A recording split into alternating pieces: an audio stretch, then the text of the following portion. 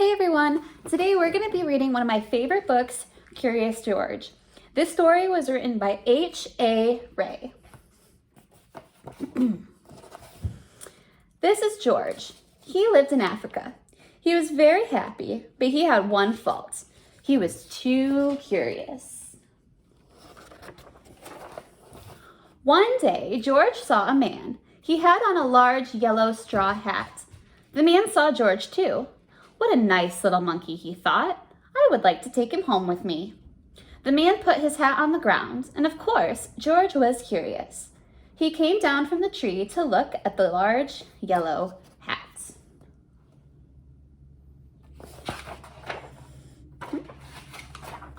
The hat had been on the man's head.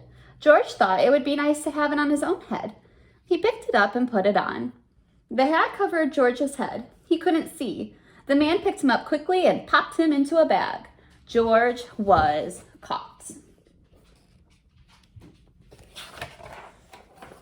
The man with the big yellow hat put George into a little boat, and a sailor rowed them both across the water to a big ship. George was sad, but he was still a little curious. On the big ship, things began to happen. The man took off the bag. George sat on a little stool, and the man said, "George, I'm going to take you to a big zoo in a big city. You will like it there. Now run along and play, but don't get into trouble."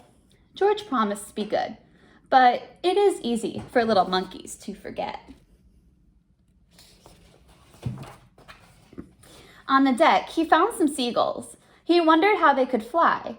He was very curious. Finally, he had to try.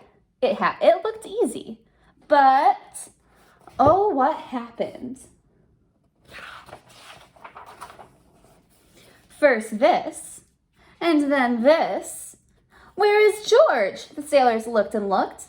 At last they saw him struggling in the water and almost all tired out.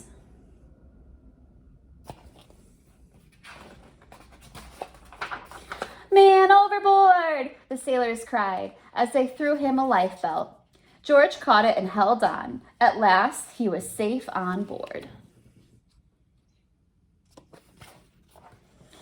After that, George was more careful to be a good monkey until at last the long trip was over. George said goodbye to the kind sailors, and he and the man with the yellow hat walked off the ship onto the shore and on into the city to the man's house.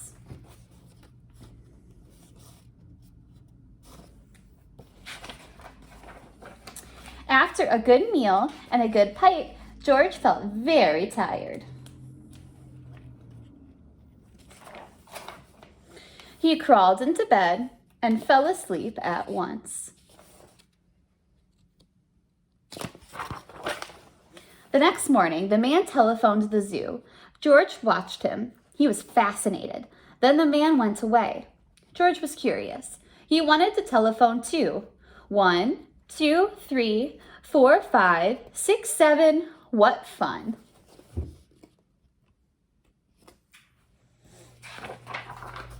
Ding-a-ling-a-ling. George had telephoned the fire station. The firemen rushed to the telephone. "Hello? Hello?" they said, but there was no answer. Then they looked for the signal on the big map that showed where the telephone call had come from. They didn't know it was George. They thought it was a real fire.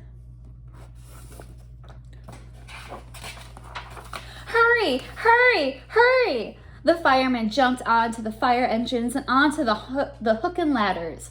"Ding dong, ding dong, everyone out of the way. Hurry, hurry, hurry."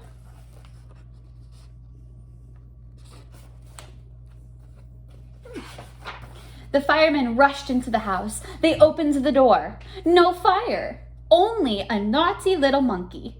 "Oh, catch him," they cried. George tried to run away. He almost did, but he got caught in the telephone wire. And I wonder what's going to happen next. A thin fireman caught one arm and a fat fireman caught the other. "You fooled the fire department," they said. "We will have to shut you up where you can't do any more harm." They took him away and shut him in a prison.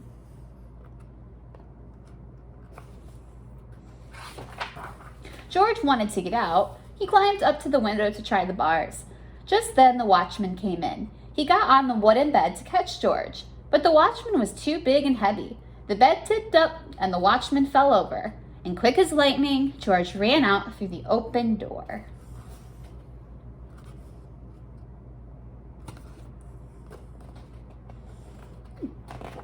Maybe. He hurried through the building and out onto the roof, and then he was lucky to be a monkey. Out he walked onto the telephone wires. Quickly and quietly over the guard's head, George walked away. He was free. Down in the street, outside the prison wall, stood a balloon man. A little girl bought a balloon for her brother. George watched. He was curious again. He felt he must have a bright red balloon.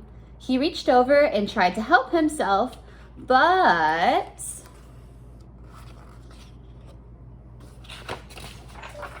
instead of one balloon, the whole bunch broke loose. In an instant, the wind whisked them all away, and with them went George, holding tight with both hands. Up, up, up he sailed, higher and higher.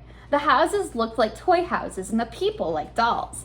George was frightened. He held on very tight.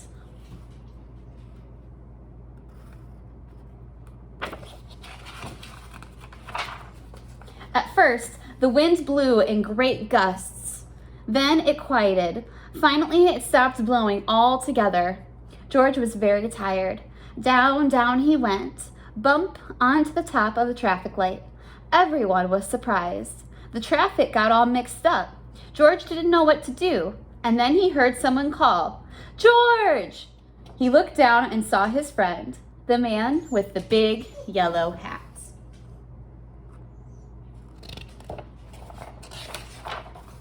George was very happy. The man was happy too. George slid down the post, and the man with the big yellow hat put him under his arm. Then he paid the balloon man for all the balloons. And then George and the man climbed into the car, and at last away they went to the zoo. What a nice place for George to live. The end. All right, friends, I really hope that you enjoyed that book. I will see you later with another read aloud. I hope you have a great day. Bye.